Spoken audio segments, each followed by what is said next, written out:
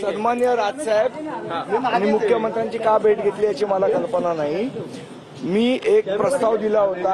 आमच्या इथला जो फुल बाजार आहे त्या लोकांची मागणी होती की पनवेलच्या इथे एक फुल बाजार हवा आहे। त्या संदर्भातलं पत्र होतं, ते पत्र द्यायला मी आलो होतो। या पत्राची कॉपी मी तुमच्यासाठी देतोय। युतीसाठी फुलांचं तोरण कधी बांधणार? आज युती वगैरे काही चर्चा नव्हती। पनवेलच्या फुल बाजाराच्या विषयीचं पत्र होतं, ते पत्र मी त्यांना द्यायला आलो। तो फोटो पण मी तुम्हाला शेअर करतो।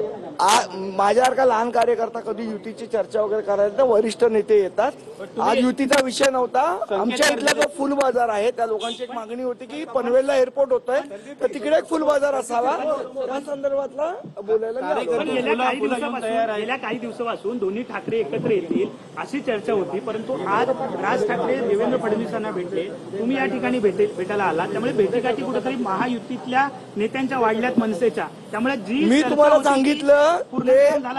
सांगितलं त्याप्रमाणे आज जे मी आलेलो ते एक पत्र द्यायला आलेलो।